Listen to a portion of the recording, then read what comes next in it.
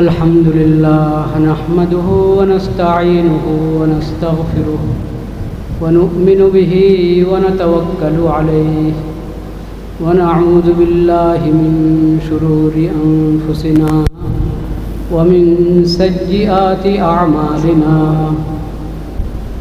من يهده الله فلا مضل له ومن يضلل فلا هادي له وأشهد أن لا إله إلا الله وحده لا شريك له وأشهد أن محمدا عبده ورسوله اللهم صل على سيدنا ومولانا محمد النبي الأمي وعلى آله وصحبه وسلم تسليما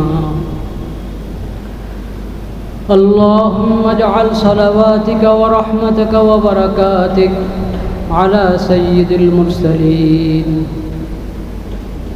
وإمام المتقين وخاتم النبيين محمد عبدك ورسولك إمام الخير وقائد الخير ورسول الرحمة اللهم ابعثه مقاما محمودا يغبطه به الأولون والآخرون اللهم صل على محمد وعلى آل محمد كما صليت على إبراهيم وعلى آل إبراهيم إنك حميد مجيد اللهم بارك على محمد وعلى آل محمد كما باركت على إبراهيم وعلى آل إبراهيم إنك حميد مجيد أما بعد فأعوذ بالله من الشيطان الرجيم بسم الله الرحمن الرحيم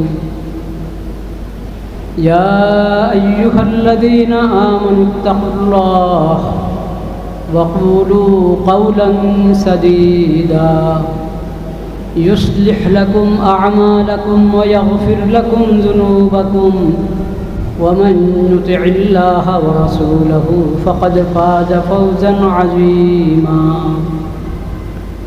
صدق الله مولانا العظيم وصدق رسوله النبي الكريم ونحن على ذلك من الشاهدين والشاكرين والحمد لله رب العالمين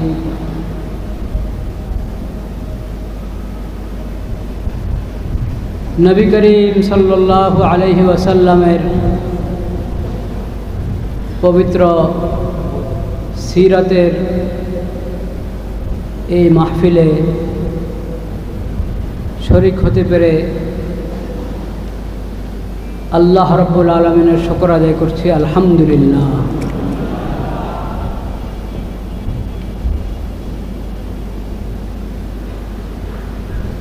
আমাকে আজকের আলোচনার জন্য যে বিষয় দেওয়া হয়েছে নবী করিম সাল্লাল্লাহু আলাইহি ওয়াসাল্লামের সিরাতের প্রতিটি দিক গুরুত্বপূর্ণ। যে বিষয়টা আমাকে দেওয়া হয়েছে এটা অনেক ভারী বিষয়।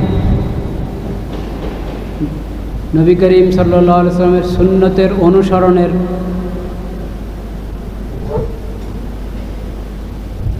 নবী করিম সাল্লাল্লাহু আলাইহি ওয়াসাল্লামের সুন্নতের অনুসরণ আবশ্যকতা এই বিষয়টা বলার জন্য এবং এই ব্যাপারে উম্মতের কী দায়িত্ব এটাও আলোচনা করতে হবে। প্রতিটা অংশেই অনেক ভারী, অনেক গুরুত্বপূর্ণ। আল্লাহ রাব্বুল আলামিন মেহেরবানি করে তৌফিক দেওয়ার মালিক। দুটো বিষয় এক দুটি কথা আরজ করার চেষ্টা করা হবে। ওমা তৌফিকি ইল্লা বিল্লাহ আলাইহি তাওয়াক্কালতু ওয়া ইলাইহি উনীব।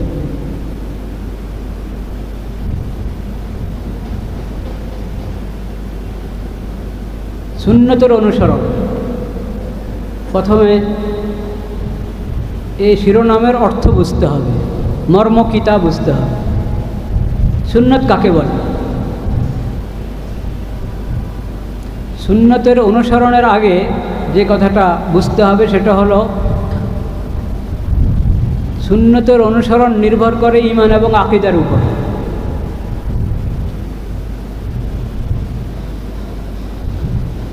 সুন্নতের আলোচনা শুরু হয় ঈমান আকীদা থেকে, বা বলেন ঈমান আকীদার পরে, যেটাই বলেন।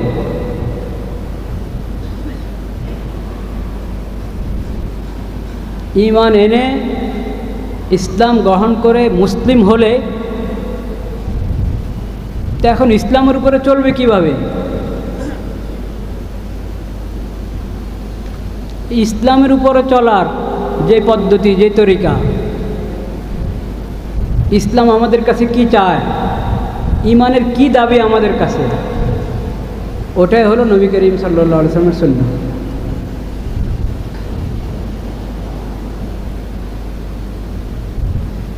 তাহলে এক নম্বরে ঈমান আকীদা ঠিক করতে হবে। সুন্নতের প্রথম কথা বা সুন্নতের পূর্ব কথা, আপনি যে ভাষায় বলেন, ঈমান আকীদা ঠিক করতে হবে।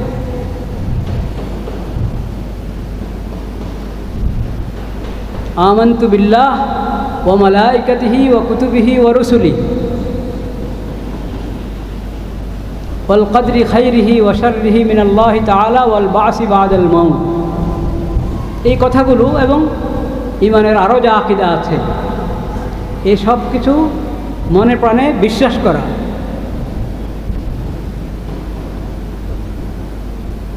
আল্লাহর দ্বীন কবুল করা, আল্লাহর দেওয়া শরীয়ত কবুল করা।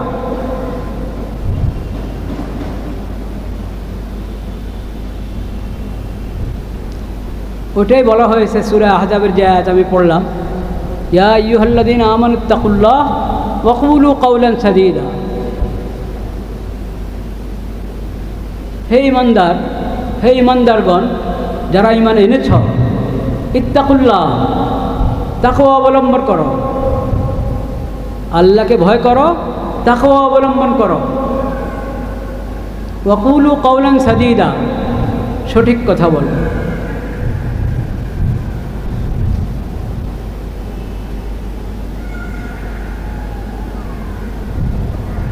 ومن يصلح لكم أعمالكم ويغفر لكم ذنوبكم ومن يطع الله ورسوله, যে আল্লাহর আনুগত্য করবে, আল্লাহর রাসূলের আনুগত্য করবে, নিশ্চয় সে সফল কাম, পূর্ণ সফলতা সে অর্জন করবে। আল্লাহর আনুগত্য, আল্লাহর রাসূলের আনুগত্য।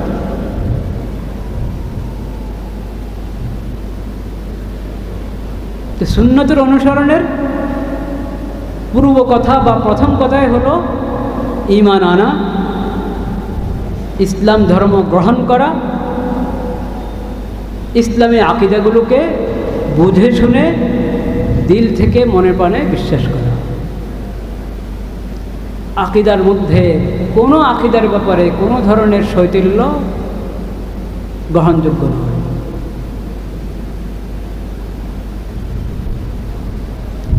দ্বিতীয় কথা, ঈমান আকীদার পর দ্বিতীয় কথা, সুন্নতের প্রসঙ্গে দ্বিতীয় কথা হলো নবী করিম সাল্লাল্লাহু আলাইহি ওয়াসাল্লামকে আল্লাহ হেদায়েতের যে কিতাব দান করেছেন, কোরআনুল কারীম, এবং এই কোরআনের সঙ্গে আরেকটি ওহীর মাধ্যমে আরেকটি দলিল দান করেছেন, সেটা হলো হাদিস।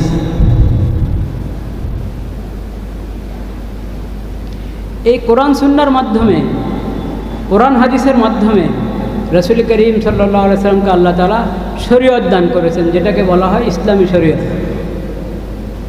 সূরা জাসিয়ার মধ্যে আল্লাহ তাআলা বলেছেন, সুম্মা জাআলনাকা আলা শরীআতিন মিনাল আমরি ফাত্তাবি'হা।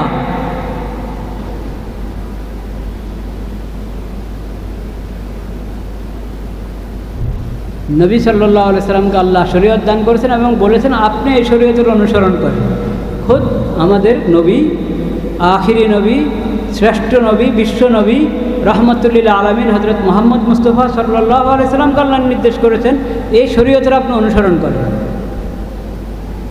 ওয়ালা তাত্তাবি আহওয়া আল্লাযীনা লা ইয়ালামুন, যারা ইলম ওহী থেকে বঞ্চিত,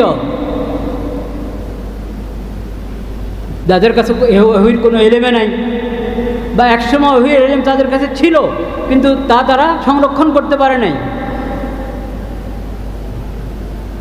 এরা হলো লা ইয়ালামুন, যাদের কাছে ওহীর এলেম নাই, ওহীর এলেম থেকে বঞ্চিত। এদের খেয়াল খুশির অনুসরণ করবেন না, আল্লাহর দেওয়া শরীয়তের অনুসরণ করেন। সুন্নতের বিষয় দ্বিতীয় কথা হলো এই শরীয়তকে মেনে নেওয়া। এই শরীয়তকে মেনে নেওয়া, এই শরীয়তের মধ্যে আল্লাহ যা হালাল করেছেন ওটাকে হালাল হিসাবে গ্রহণ করা, আল্লাহ যা হারাম করেছেন ওটাকে হারাম মেনে ওটা থেকে বেঁচে থাকা। ওটা হারাম এই বিশ্বাস রাখতে হবে এবং ওটা থেকে বাঁচার চেষ্টা করতে হবে। শয়তানের ধোঁকা যদি কোনো সময় কোনো গুনার কাজ হয়ে যায় তওবা করতে হবে, ইস্তেগফার করতে হবে। কিন্তু হালালকে হালাল মানা, হারামকে হারাম বলা, হারাম মানা, এটা ঈমানের অংশ। সুন্নতের দ্বিতীয় কথা, এটাও ঈমানের অংশ। শরীয়ত, আল্লাহর দেওয়া শরীয়তকে মান্য করা, শরীয়তকে ওয়াকাবিলতু জামিয়া আহকাম, এই শরীয়তকে কবুল করা। এই শরীয়ত কবুল না করলে সুন্নতের অনুসরণ হলো না। তাহলে ঈমান আকীদা ঠিক করতে হবে, শরীয়তকে গ্রহণ করতে হবে এবং পালন করতে হবে। পালন করার মধ্যে ভুল হলে তওবা করবে, আর যদি গ্রহণই করে নেই তাহলে ঈমানে সাব্যস্ত হয় নাই। গ্রহণ করলে ঈমান সাব্যস্ত হয়েছে, এখন পালন করার কাজ। পালন করবে, চেষ্টা করবে, করতে থাকবে, ভুল হলে শুধরায় নেবে, তওবা করবে, ইস্তেগফার করবে।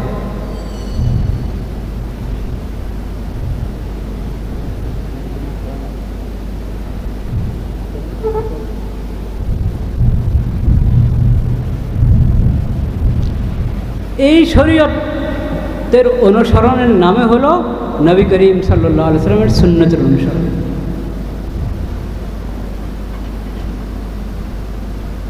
শরীয়তের বিভিন্ন শ্রেণী আছে। মানব জীবনের যতগুলো অঙ্গন, প্রত্যেক অঙ্গনেই শরীয়তের বিধান আছে। হালাল হারাম জায়েজ না জায়েজের বিধান আছে। এমনকি ছোট থেকে ছোট বিষয়ও আদব কায়দা নিয়ম উত্তম অনুত্তম শিখিয়েছেন নবী করিম সাল্লাল্লাহু আলাইহি ওয়াসাল্লাম, সেটাও শরীয়তের একটা বিভাগ, একটা ভাগ। আমরা সাধারণত সুন্নত বলতে ওটাকে বোঝাই। মসজিদে ঢোকার সময় এই সুন্নত, মসজিদ থেকে বের হওয়ার সময় এই সুন্নত, ঘরে প্রবেশ করার সময় এই সুন্নত, ঘর থেকে বের হওয়ার সময় এই সুন্নত, ওযুতে 18টি সুন্নত, তায়াম্মুমে এতটি সুন্নত। প্রথমে ফরজের কথা বলি, ওয়াজিবের কথা বলি, রোকন শর্ত, তারপরে বলি যে এতটা সুন্নত। নামাজে এতটা শর্ত, এতটা রোকন, মোট এত ফরজ আর এতটা ওয়াজিব, এবং 2 রাকাত নামাজে কমবেশ 58টা সুন্নত। কথার কথা কমবেশ। এই যে বললাম ফরজ, শর্ত, রোকন, ওয়াজিব, এসব তো শরীয়তের অংশ। এগুলো নবী সাল্লাল্লাহু আলাইহি ওয়াসাল্লামের সুন্নতের অংশ। বলেন সুবহানাল্লাহ। আর যে পরে বললাম এতটা সুন্নতে মুআক্কাদা, গায়রে মুআক্কাদা, মুস্তাহাব, আদব, আমরা এই অংশটাকে সুন্নত মনে করি সাধারণত। এটা তো দোষ না, এটাও একটা পরিভাষা। সুন্নত শব্দের প্রয়োগের ক্ষেত্রে এটা একটা পরিভাষা। সমস্ত আদব, সমস্ত মুস্তাহাব, সমস্ত নফল, ওগুলোকে সুন্নত বলা হয়। সুন্নতে মুআক্কাদাকেও সুন্নত বলা হয়। কিন্তু এটা হলো বৃহত্তর সুন্নতের একটা বিভাগ, একটা ভাগ। আগে যে 3টা স্তর বলা হলো সুন্নতের, ওই 3 স্তর পালন হলো না, এই সর্বশেষ স্তর পালন করা হচ্ছে।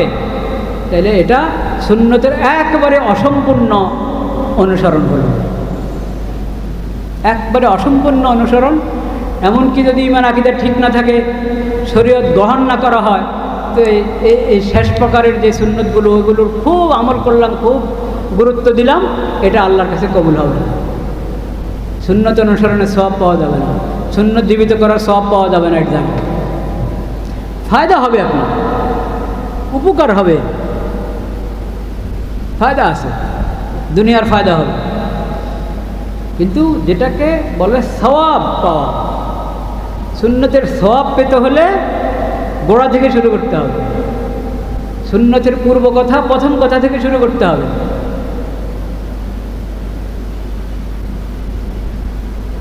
এটা একটা বিষয়। আশা করি কথাটা স্পষ্ট হয়েছে, আশা করি স্পষ্ট হয়েছে না? আরেকটু স্পষ্ট হওয়ার জন্য একটা উদাহরণ পেশ করি। যে সুদের লেনদেন করে, সুদখোর, খুব লম্বা দাড়ি, টুপি, লম্বা দাড়ি, পাগড়ি, কিন্তু সুদের লেনদেন করে, এই সুন্নতের অনুসারী? জোরে বলেন, সুন্নতের অনুসারী? ঘুষখোর, খুব লম্বা দাড়ি, পাগড়ি, প্রতি বছর হজ করে, বছরে 2-3 বার উমরা করে, এই সুন্নতের অনুসারী? বিলকুল অনুসারী নয়।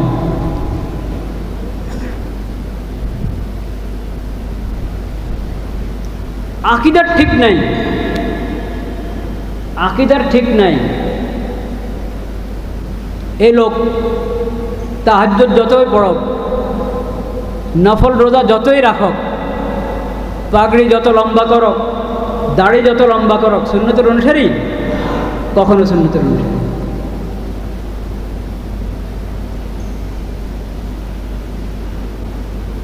ইসলামের আকীদা, প্রতিটি আকীদা অনেক গুরুত্বপূর্ণ।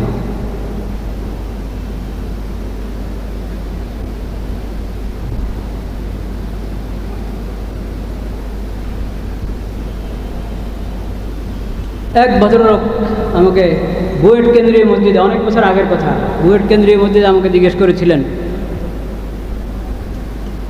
যে হুজুর, কোনো সময়, সবসময় তো আর মসজিদের জমাতে আমরা যেতে পারি না, আচ্ছা দাড়ির প্রসঙ্গ এসেছে, এটা আবার স্পষ্ট হোক। দাড়ি লম্বা করা কিন্তু ওয়াজিব, সুন্নতে মুআক্কাদা, এমন সুন্নতে মুআক্কাদা যেটা ওয়াজিবের স্তরে, ওটা বুঝতে হবে। দাড়ি মুন্ডানো তো দূরের কথা, দাড়ি খাটাও করবো না, এক মুষ্টির থাকতে হবে। এক মুষ্টির পরে ওটা অবকাশ আছে যে একটু চারদিকে সমান করে রাখলেন, এক মুষ্টির বেশি, এক মুষ্টির কমে এখানে কমানো যাবে না এক মুষ্টি থেকে। আমি বলতে চাচ্ছি যে এটা তো ওয়াজিব স্তরের সুন্নতে মুআক্কাদা, তো এটার আমি গুরুত্ব দিচ্ছি। আর ফরজ পর্যায়ে যে সমস্ত সুন্নত, নবীর তরিকার যে অংশগুলো ফরজ, নবীর তরিকার, নবীর শিক্ষার, নবীর আদর্শের যে অংশগুলো ফরজ, যেগুলো সরাসরি ইমানের সাথে সম্পর্ক, ওগুলোর ব্যাপারে যদি উদাসীন হয় তাহলে এটা মার্জনীয়? কখনো মার্জনীয়। এই কথা বলতে চেয়েছি। এটা বলতে জানে যে দাড়ির গুরুত্ব হালকা করেছি, নাউজুবিল্লাহ, নাউজুবিল্লাহ। দাড়ি তো সব নবীদের সুন্নত এবং ওয়াজিবের স্তরের সুন্নত। তো এক ভাই আমাকে জিজ্ঞেস করলেন, তো হুজুর, মসজিদে সবসময় যাওয়া যায় না, অফিসে কোনো সময় জামাত করতে হয়, নিয়ম তো হলো নামাজ, ফরজ নামাজ জামাতের সাথে পড়বে, এবং কোথায় পড়বে? মসজিদে। ঘরে জামাত করে নিলে জামাতের দায়িত্ব পুরো হয় না। এটাও একা পড়ার চেয়ে ভালো, একা পড়ার তুলনায় ভালো, কিন্তু আল্লাহ রাব্বুল আলামিন ফরজ নামাজে জামাতে পড়তে বলেছেন, সেটা মসজিদের জামাত। মসজিদে গিয়ে একা পড়বে না, ঘরে জামাতের সাথে পড়বে না, জামাতের সাথে পড়বে মসজিদে। ওজোরের কথা ভিন্ন, ওজোরের কথা ভিন্ন। সাধারণ মাসালা হলো এটা, জামাতের সাথে পড়বে এবং মসজিদের জামাতে পড়বে।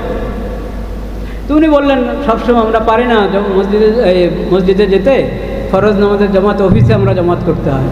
তো ওখানে আমরা কয়েকজন মানুষ জামাত করি, দেখা গেছে একজন সুন্নতের অনুসারী, সুন্নত পালন করে। আচ্ছা, আমি খুব খেয়াল করে শুনলাম, সুন্নত পালন করে কি?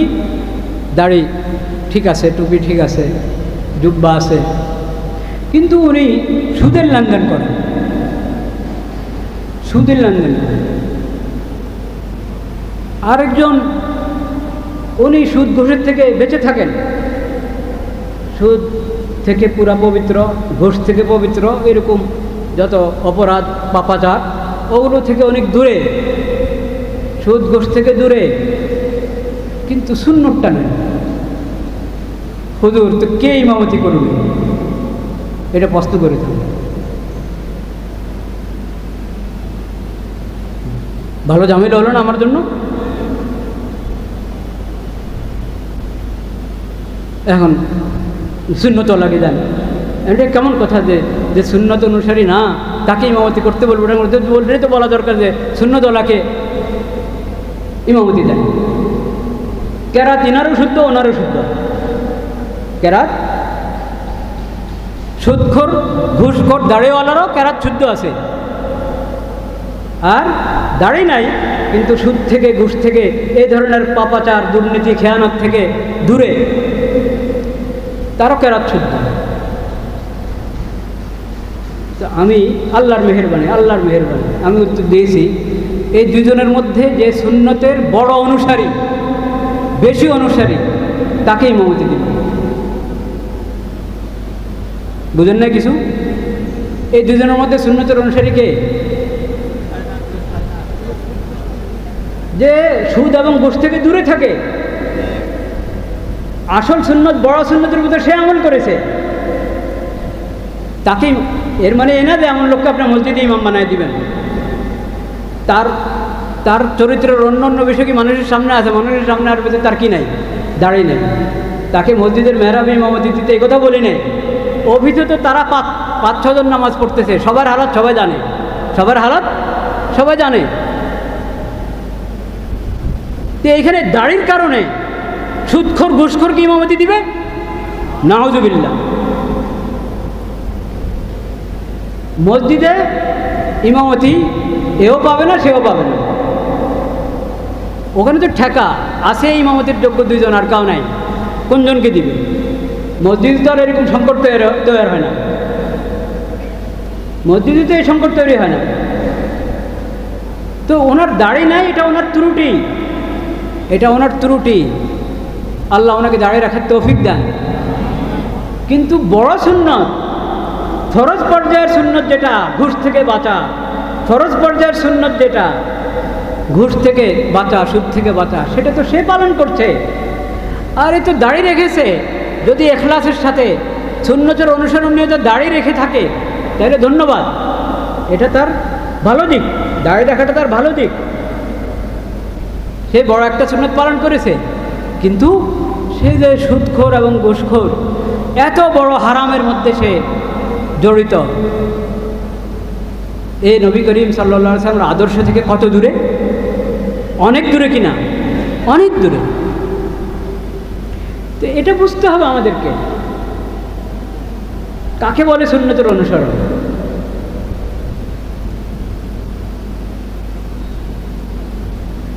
ঈমান আকীদা ঠিক করো, আল্লাহ যা ফরজ করেছেন পালন করো, আল্লাহ যা হারাম করেছেন ওটা থেকে বেঁচে থাকো।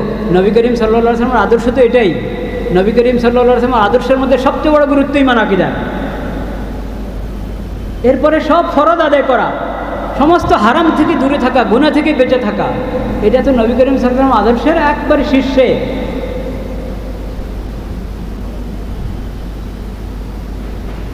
এটা ছাড়া সুন্নতের অনুসরণ হবে কীভাবে?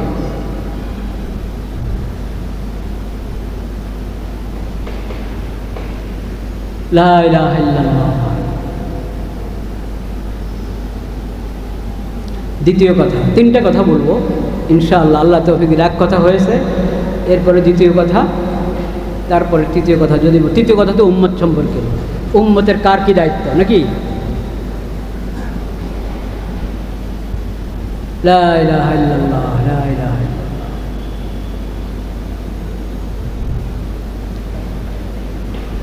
নবী করিম সাল্লাল্লাহু আলাইহি ওয়াসাল্লাম বলেছেন, আলাইকুম বিসুন্নতি ওয়া সুন্নাতিল খুলাফায়ে রাশিদিন আল মাহদিয়িন তামাসসাকু বিহা ওয়া আযু আলাইহা বিন-নাওয়াজিজ। আমার সুন্নতকে তোমরা আঁকড়ায় ধরো, আমার পরের খলিফায় রাশিদদের সুন্নতকে, হেদায়েতের উপরে প্রতিষ্ঠিত খলিফায় রাশিদদের সুন্নতকে আঁকড়ায় ধরো। নবী করিম সাল্লাল্লাহু আলাইহি ওয়াসাল্লাম অন্য হাদিসে বলেছেন, তিরমিজি শরীফ হাদিসটি আছে, আল খিলাফাতু বাদি সালাসুনা সানাতান, আমার পরে খেলাফত একবারই নবুয়তি তরিকার খেলাফত কয় বছর চলবে? 30 বছর। ওই 30 বছরের মধ্যেই 4 বিশিষ্ট খলিফা নবী করিম সাল্লাল্লাহু আলাইহি ওয়াসাল্লামের, আবু বকর সিদ্দিক রাদিয়াল্লাহু তাআলা আনহু, ওমর রাদিয়াল্লাহু তাআলা আনহু, ওসমান রাদিয়াল্লাহু তাআলা আনহু, আলী রাদিয়াল্লাহু তাআলা। 35 বছর 6 মাস, বাকি 6 মাস হাসান রাদিয়াল্লাহু তাআলা আনহু। 40 বছর, 25 বছর, 25 বছর বলে 29 বছর 6 মাস, আর হাসান রাদিয়াল্লাহু তাআলা আনহুর হলো 6 মাস, মোট 30। এই খলিফা রাশিদগণের সুন্নতের ব্যাপারে নবী করিম সাল্লাল্লাহু আলাইহি ওয়াসাল্লাম বলেছেন, আমার সুন্নাহ এবং খলিফা রাশিদের সুন্নাহকে আঁকড়ায় ধরো। ওই সুন্নাহর কথা আমি বললাম, এটা হলো নবীর তরিকা ব্যাপক অর্থে।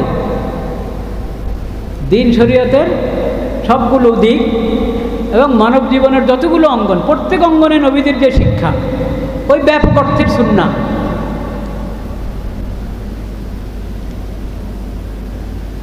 তাহলে শিরিক ছাড়তে হবে, তাওহীদ গ্রহণ করতে হবে, প্রথম সবক, ঠিক? হ্যাঁ। এবং শরীয়ত গ্রহণ করতে হবে, শরীয়তের বাইরে সকল ইজম, সকল মতবাদ, সকল মন্ত্র তন্ত্র ত্যাগ করতে হবে, শরীয়ত গ্রহণ করতে হবে সব অঙ্গনে, আকীদার অঙ্গনে, ইবাদতের অঙ্গনে, লেনদেন, কামাই রোজগার, কিভাবে কামাই করবে, কিভাবে ব্যয় করবে সেই অঙ্গনে, এবং রাজনীতির অঙ্গনে, সামাজিক শিষ্টাচার, চাল চলন, উঠা বসা, আচরণ উচ্চারণ, এই বিষয়, কার কি হক এই বিষয়, এবং অন্তরের জগৎ, এসব বিষয় নবী করিম সাল্লাল্লাহু আলাইহি ওয়াসাল্লামের শিক্ষা যেটা, সেটা গ্রহণ করবে। এর বিপরীত যত মতবাদ, যত মতাদর্শ, যত রাস্তা, যত পথ, ওই সবগুলো থেকে বেঁচে থাকবে। এটা হলো সুন্নত অনুসরণের দ্বিতীয় কথা। ওটাকেই বলেছি আগে, বললাম না শরীয়ত অনুসরণ, শরীয়ত গ্রহণ, এটাই সেটা প্রত্যেক অঙ্গনে, প্রত্যেক অঙ্গনে। নবী করিম সাল্লাল্লাহু আলাইহি ওয়াসাল্লামের শিক্ষাকে নাও, সব মতাদর্শকে ত্যাগ করো। নবী করিম সাল্লাল্লাহু আলাইহি ওয়াসাল্লাম সুন্নতকে নাও, বেদাত ত্যাগ করো, জাহিলিয়তের যত রীতিনীতি সব ত্যাগ করো, চাই পুরানো জাহিলিয়ত হোক, চাই নতুন জাহিলিয়ত হোক, জাহিলিয়তের সকল রীতিনীতি ছেড়ে নবী করিম সাল্লাল্লাহু আলাইহি ওয়াসাল্লামের যে শিক্ষা এবং আদর্শ, তার দেখানো সিরাতে মুস্তাকিমকে গ্রহণ করো, এটা সুন্নতের অনুসরণ।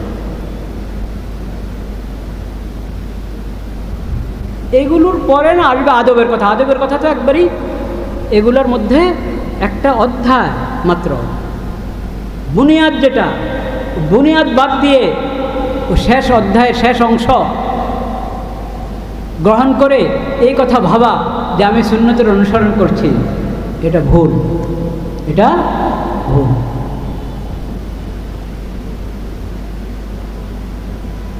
জাহিলিয়তের যত রীতিনীতি আছে, মনে করুন অর্থনীতি, অর্থনীতির ব্যাপারে কোন নীতি গ্রহণ করব আমি? কোনটা? ইসলামেরটা, ইসলামী শরীয়তেরটা। ইসলামী শরীয়তের অর্থনীতির বৈশিষ্ট্য কী? ইসলামী শরীয়তের অর্থনীতি, ওটা কি সমাজতন্ত্র? ওটা কি পুঁজিবাদ? হ্যাঁ, ওটা কি সুদ নির্ভর? তো ইসলামের অর্থনীতি, ইসলামের অর্থনীতির মধ্যে জাকাত ফরজ, জাকাত ফরজ। এখন অন্যান্য যেই অর্থনীতির ব্যাপারে সারা বিশ্বে প্রচলিত যে মতাদর্শগুলো, যে মতবাদগুলো, ওই মতবাদগুলোর মধ্যে যাকাত ফরজ। ব্যক্তি মালিকানা স্বীকার করে ইসলাম, কিন্তু তোমার মালিকানা আল্লাহর বিধানের অধীনে, মুক্ত মালিকানা না। এখন অর্থনীতির যে দর্শনের মধ্যে এই কথা আছে যে প্রত্যেকের নিজ নিজ সম্পত্তি, নিজ নিজ সম্পদের সে মালিক, এমন মালিক ওটার মধ্যে কোনো কি নাই, আর বন্ধন নাই, কোনো কিছুর বন্ধন নাই, সে মুক্ত একবারই, তার মালিকানা মুক্ত, এটার মধ্যে কোনো ধরনের বাইন্ডিং নাই। এই ধারণা করা এটা ইসলামের শিক্ষার সাথে মিল আছে? বলেন না কেন? নবী করিম সাল্লাল্লাহু আলাইহি ওয়াসাল্লামের শিক্ষার সাথে মিল আছে? নাই। নবী করিম সাল্লাল্লাহু আলাইহি ওয়াসাল্লামের শিক্ষা হলো যাকাত ফরজ। নবী করিম সাল্লাল্লাহু আলাইহি ওয়াসাল্লামের শিক্ষা হলো বিভিন্ন জায়গায় যেখানে কোরআন সুন্নাহ বলে দিয়েছে ওখানে তুমি খরচ করতে হবে। তুমি তোমার মালের মালিক, তুমি খরচ করবা, কিন্তু আল্লাহ তোমার উপরে খরচ করা ফরজ করেছে। তোমার এই মালের মধ্যে অফি আমওয়ালিহিম হাক্কুম মালুম লিসাইলি ওয়াল মাহরুম, তোমার এই সম্পদে হক আছে। আল্লাহ যাদের যে হক নির্ধারণ করে দিয়েছেন তোমার এই সম্পদে, সে হক আদায় করতে হবে। পুঁজিবাদী কথা মানে?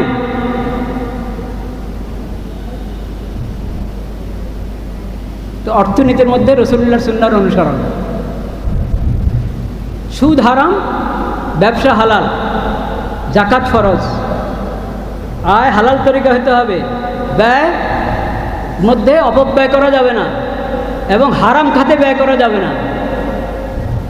এই যে আদর্শ অর্থনীতির ব্যাপারে, এই আদর্শ মানতে হবে। এই আদর্শ না মেনে ব্যক্তি মালিকানা অস্বীকার করা, ওটাও প্রান্তিকতা।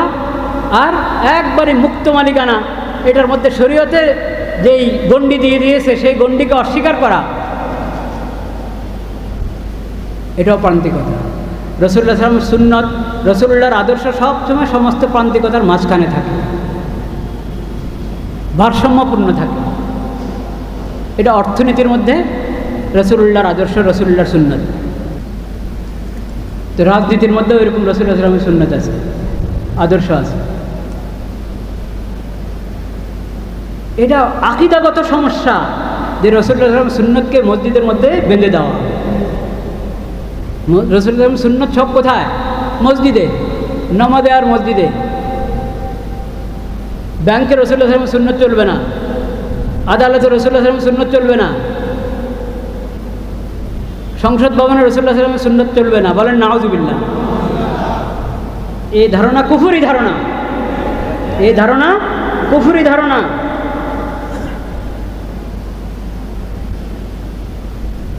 সেকুলারিজম, সেকুলারিজম যে অর্থে পশ্চিমাদের যে পরিভাষা সেকুলারিজমের ব্যাপারে, সেকুলারিজম এটা কুফরি বিশ্বাস, কুফরি এটা মতবাদ।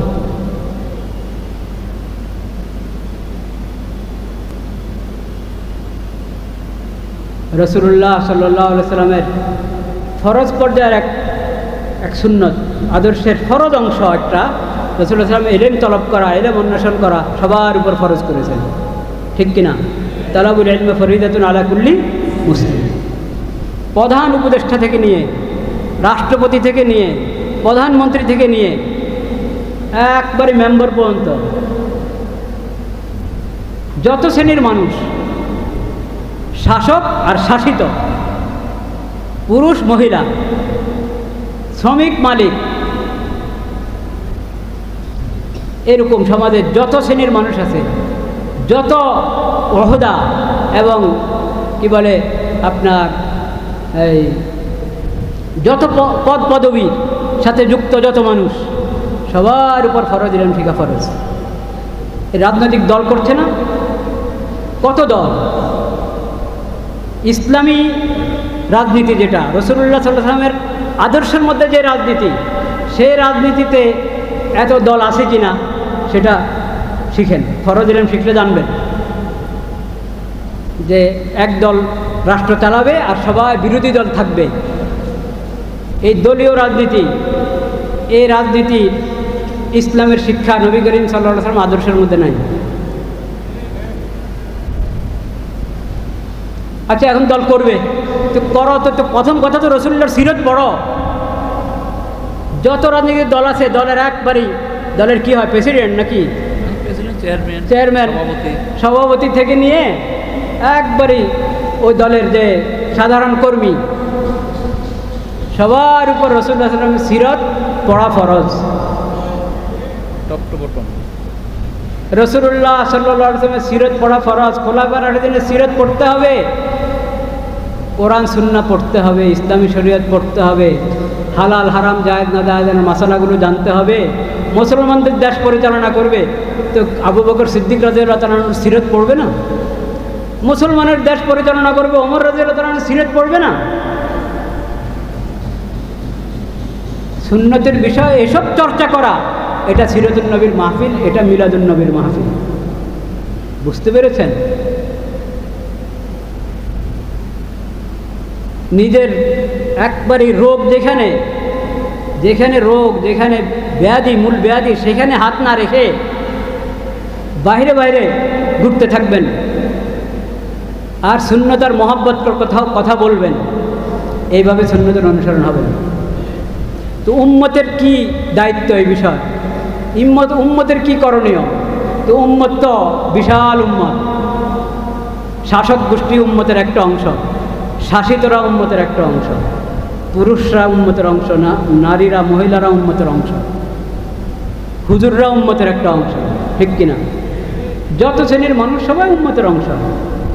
ইমাম সাহেবরা, খতিব সাহেবরা, ওলামা মাশায়েখ সবাই তো উম্মতের অংশ। সবার দায়িত্ব আছে, সবার কি আছে? দায়িত্ব আছে। সুন্নত অনুসরণের ক্ষেত্রে শাসকদের দায়িত্ব, শাসকদের দায়িত্ব, প্রত্যেক শাসকের সবাই, সব সদস্য, শাসক গোষ্ঠীর সবাই নবী করিম সাল্লাল্লাহু আলাইহি ওয়াসাল্লামের শিক্ষা এবং আদর্শ জানবে, পুরা মুকাম্মাল, পূর্ণ আপনার মানব জীবনের একবারে ব্যক্তি জীবন থেকে নিয়ে রাষ্ট্রীয় জীবন, পররাষ্ট্র জীবন, সব অঙ্গনে রাসূলুল্লাহ সাল্লাল্লাহু আলাইহি ওয়াসাল্লামের শিক্ষা এবং আদর্শ ওটা শিখবে শাসকরা। শিখে ওটার উপরে প্রথমে ঈমান আনবে। ঈমান তো আনতে হবে মুসলিম হতে হলে। পালন করার সৎ সাহস থাকুক আর না থাকুক, নিজের দেশে বাস্তবায়ন করার সৎ সাহস অর্জন করা পর্যন্ত কমপক্ষে এতটুকু সৎ সাহস তো লাগবে যে আগে নিজের ঈমান ঠিক করি। তাদের দায়িত্ব এটা। প্রথমে শিখে নিজের ঈমান ঠিক করো, দ্বিতীয়ত যেদূর পারো আস্তে আস্তে বাস্তবায়ন করতে থাকো, সৎ সাহসের পরিচয় দাও, আস্তে আস্তে বাস্তবায়ন করতে থাকো। এবং তোমার শাসিত পুরো ভূখণ্ডের মধ্যে সুন্নতের চর্চা করো। ফরজ এলেম যাতে সবাই শিখে সেই ব্যবস্থা করো। প্রতিটা স্কুল, হাই স্কুল, যত শ্রেণীর পড়া আছে, কলেজ, ভার্সিটি, সব জায়গায় ধর্মশিক্ষা, ধর্মীয় শিক্ষা, এটাই তো নবীর আদর্শ। ধর্মীয় শিক্ষাটাই তো নবীর আদর্শ। নবীর মাধ্যমে আল্লাহর পক্ষ থেকে কোরআন পেয়েছি, কোরআন সহি শুদ্ধ করে পড়া শিখা, এটাই যদি স্কুল কলেজে বাধ্যতামূলক না হয়, তাহলে কেন দিয়েছেন আমাকে এই বিষয়বস্তু? আজকে উম্মতের দায়িত্ব। হয়তো ধারণা করা হয়েছে যে উম্মত তো খালি আমরা পাবলিকরা, শাসকরা উম্মত না, নাকি? শাসকরা উম্মত না? সব জায়গায় নবী করিম সাল্লাল্লাহু আলাইহি ওয়াসাল্লামের আদর্শ, তার শিক্ষা, তার সুন্নাহ, তার শরীয়তকে, এটা শিক্ষাকে বাধ্যতামূলক করা হয়। তাহলে অক্ষরের স্বাক্ষর শিখিয়ে দিলে হবে? স্বাক্ষরের সঙ্গে কালিমা শিখাতে হবে, কোরআন সহিহ শুদ্ধ তেলাওয়াত শিখাতে হবে, ইসলামী আকীদাগুলো শিখাতে হবে, হালাল হারাম বুঝাইতে হবে, জানাইতে হবে। এটা শাসকদের দায়িত্ব।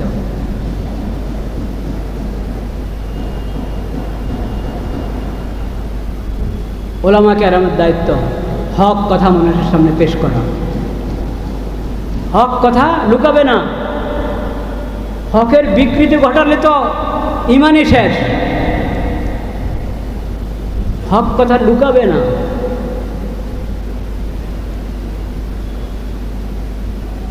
তালিমের মাধ্যমে, দাওয়াতের মাধ্যমে, বয়ানের মাধ্যমে, লেখনের মাধ্যমে দ্বীনকে প্রচার করা। জনগণের দায়িত্ব শাসকরা যখন দিন শরীয়ত কোরআন সুন্নাহ নবী করিম সাল্লাল্লাহু আলাইহি ওয়াসাল্লামের আদর্শ এবং শিক্ষা এর কোনো বিষয় কম হোক বেশি হোক ওটা সমাজে প্রতিষ্ঠিত করতে চাচ্ছে, ওটার শিক্ষাকে বিস্তার করতে চাচ্ছে, সবাই শাসকদের সহযোগিতা করবে, ওলামায়ে কেরামের সহযোগিতা করবে এবং ওলামায়ে কেরামের রাহবরি মোতাবেক নবী করিম সাল্লাল্লাহু আলাইহি ওয়াসাল্লামের আদর্শ এবং তার শিক্ষা গ্রহণ করবে, নিজের আমলের মধ্যে নিয়ে আসবে। নবী করিম সাল্লাল্লাহু আলাইহি ওয়াসাল্লামের আমাদের উপরে অনেক হক। একটা হক হলো দুরূদ পাঠ করা। কি করা? দুরূদ পাঠ করা। আল্লাহ তাআলা সেই তৌফিক আমাদেরকে দান করেন। সুন্নতের অনুসরণ এবং দুরূদের আমলকে ওজিফা হিসাবে সকাল সন্ধ্যা দুরূদ পাঠ করার তৌফিক দান করেন। ও আখিরু দাওয়ানা আলহামদুলিল্লাহি রাব্বিল আলামিন।